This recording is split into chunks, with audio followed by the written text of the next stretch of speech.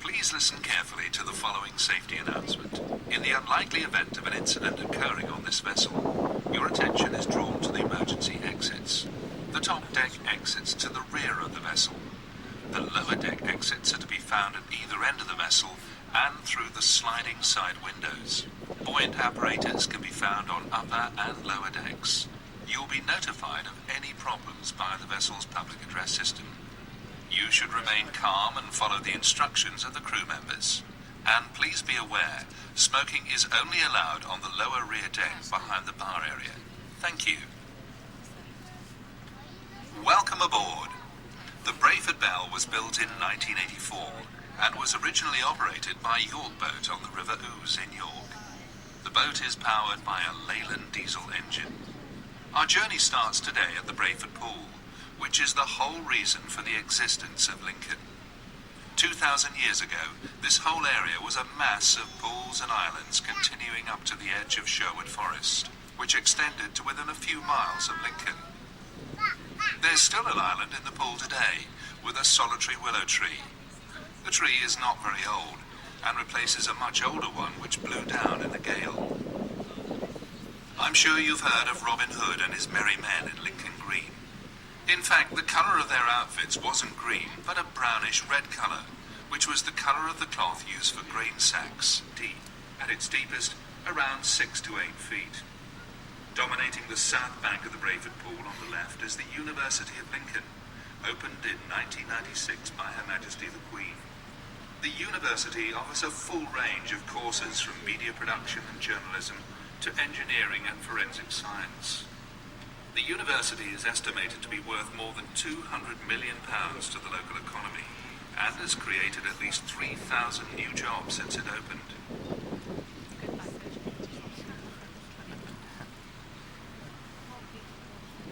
We're now entering the Foss Dyke Canal, which is believed to be the old, and this enabled the Romans to travel by water from Lincoln, which was connected to the North Sea by the River Witham, along the River Trent, the Humber, and the River Ouse up to York, another major Roman settlement.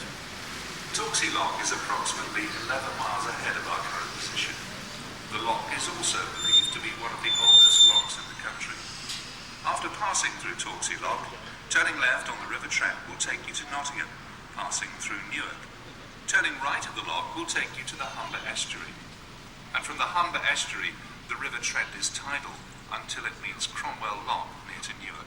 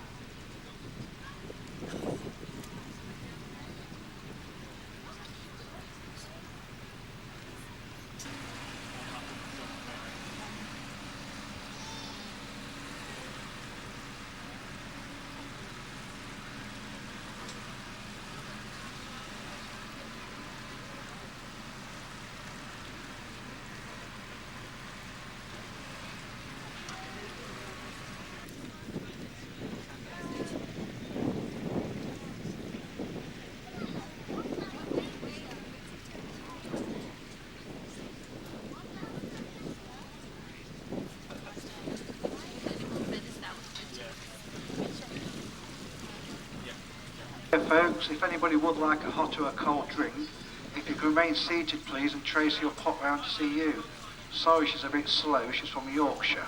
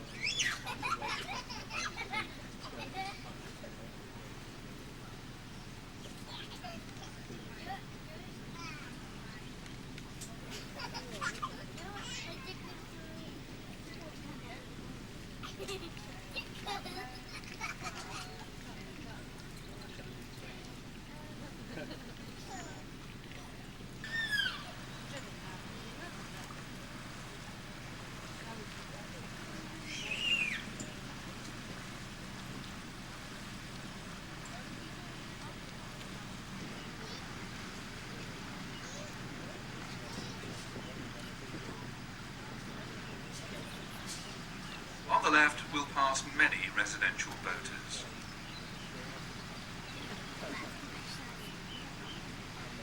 The Foss Dyke Canal is fished on a regular basis by young and old. Fish you would expect to catch are perch, roach, bream, tench, els, and the predator fish pike. On some days, when the water is very clear, you're able to see these fish. Is around 6 to 8 feet.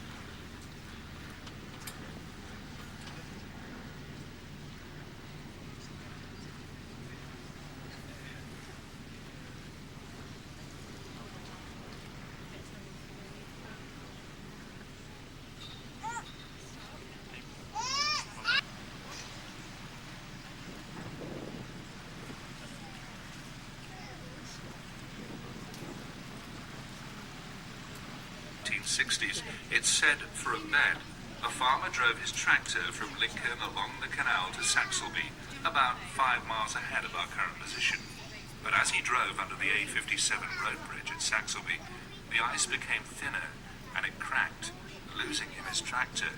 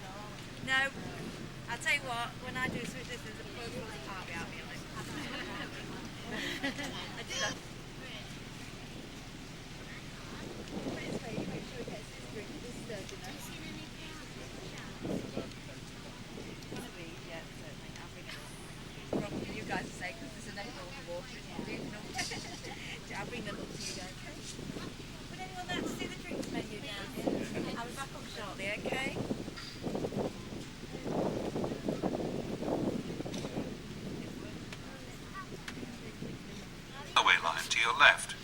This links Lincoln with the north of the country.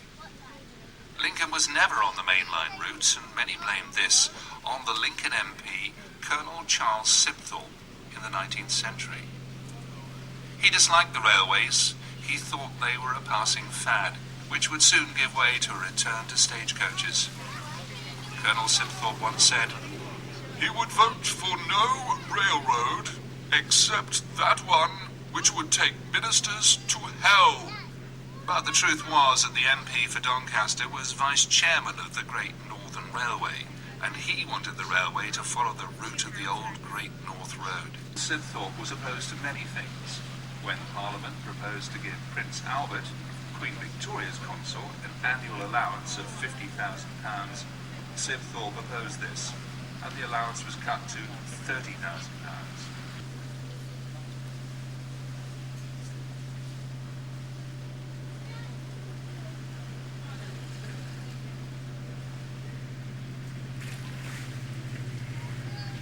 Kingfishers, cormorants, herons, rabbits, foxes, and also if you look carefully above the water surface, you'll see on warm days a variety of dragonflies.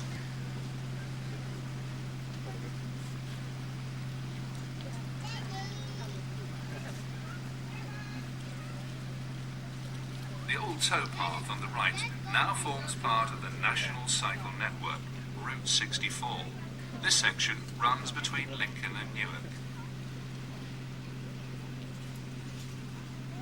The building on the left is the Pyewipe Land Drainage Pumping Station. It was built in 1936.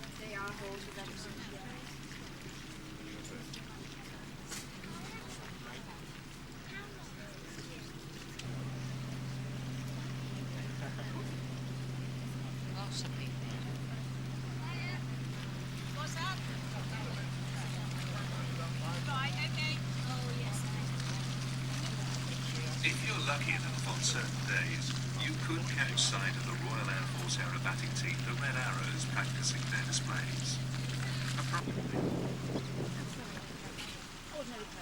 Yeah, I'll be with you.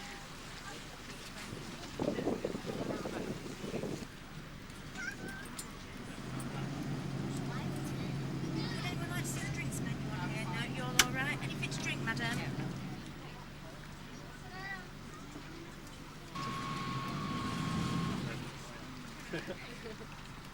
Take a look at the horizon on the left.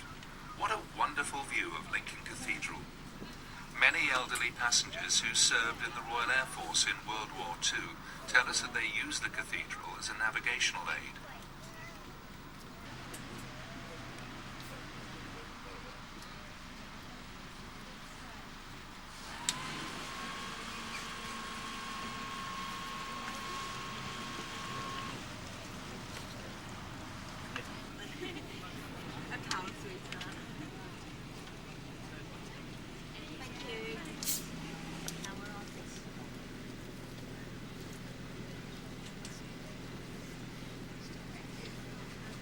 The large stone structure to the left of the cathedral was built in 1911 and is actually a water tower, but surely one of the most impressive in the country.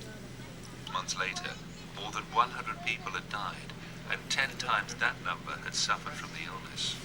The cause had been polluted drinking water, which had been taken from an house today.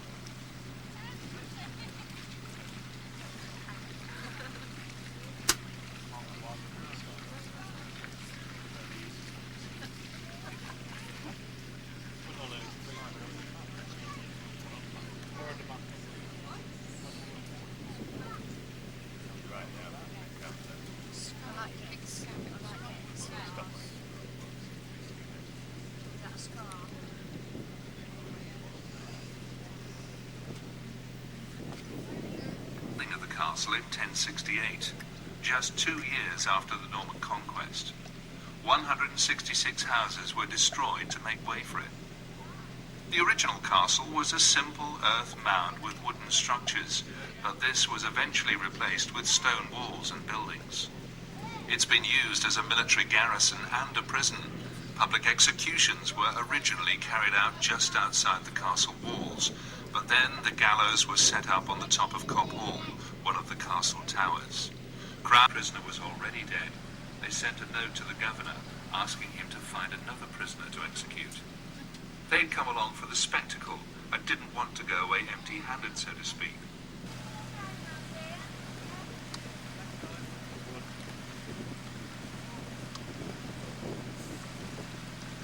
The average price of keeping a 30-foot boat in Lincoln is around £1,500. 7, and the purchase price will vary from £8,000 to £13,000.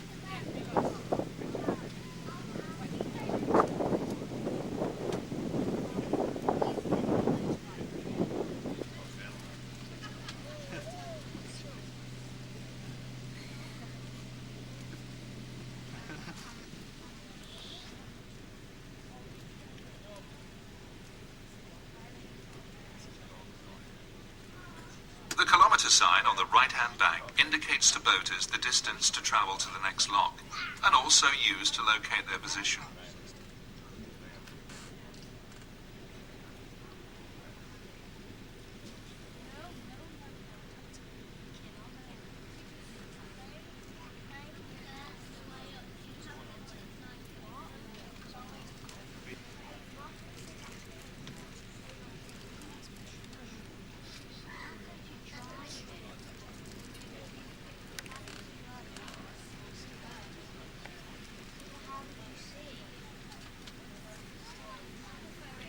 The Foss Dyke navigation has a longer history than most other canals. One of its more notable cargoes was the stone used to build Lincoln Cathedral and the castle in the 11th century.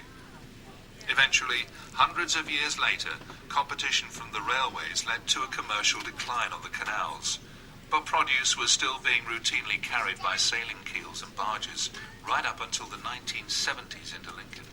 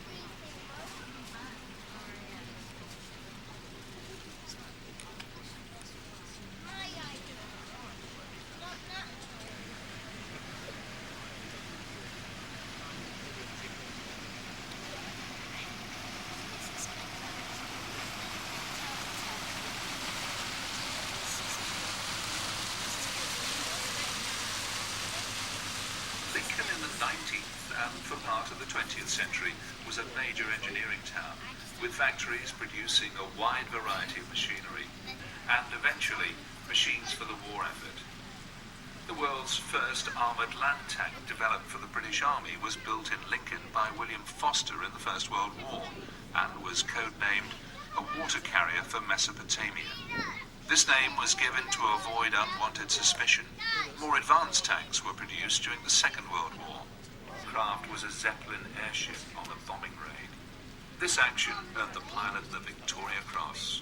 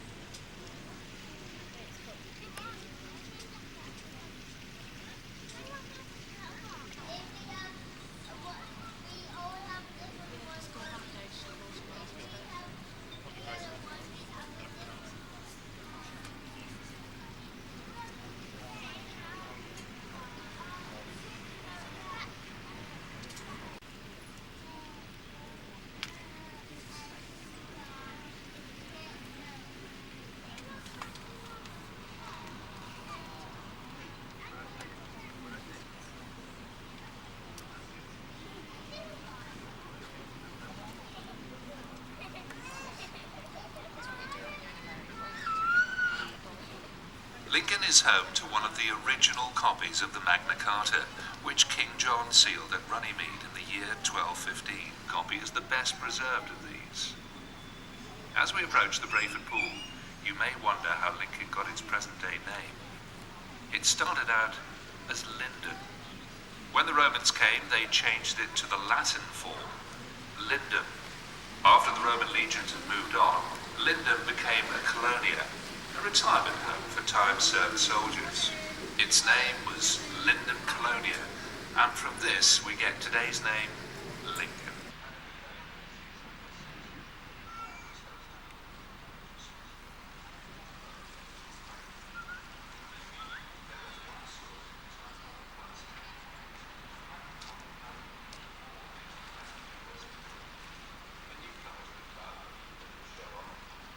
For a number of years now, the pool has been home to many water festivals in the summer months. These events attract thousands of visitors, and in the early years of the 20th century, the pool was home to the Lincoln Amateur Swimming Club, and water polo games were played in it. There is one story of the time when the club's headquarters was a flat-top boat, moored near to the present university building. A newcomer to the club, a bit of a show-off, asked one member how deep the water was, and he was told that it came up to his neck. The newcomer dived off the boat and got stuck with his feet out of the water. The person who he'd asked didn't say that he was sitting on the bottom at the time, which was horrible black mud. When the diver was pulled out, his body was black at the top and white at the bottom. He never attempted to dive again.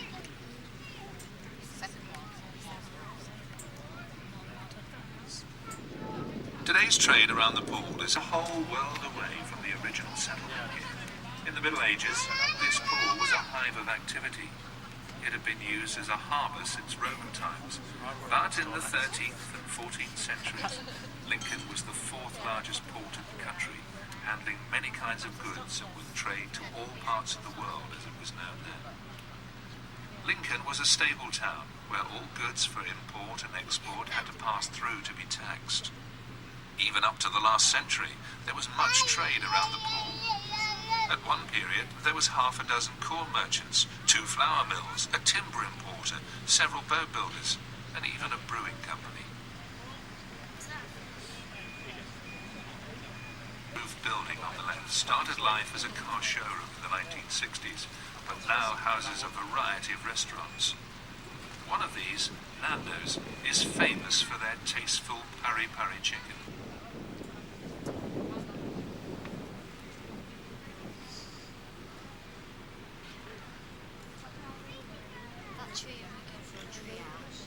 Way in the south of Lincolnshire. This stretch is no longer navigable, except to canoes. Hi folks, if anyone's got a camera, the cathedral's a nice picture to be taken in a few seconds.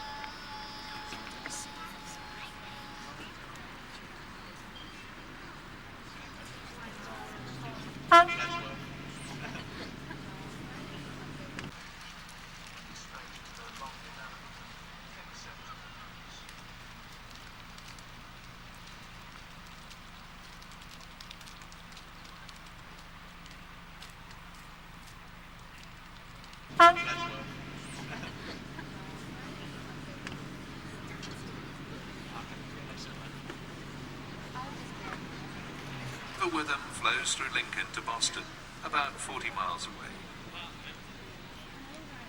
We're now approaching our moorings and hope that you've enjoyed your trip aboard the Brayford Belle, and that we might see you again sometime. For your safety, please remain seated until the vessel is secured alongside.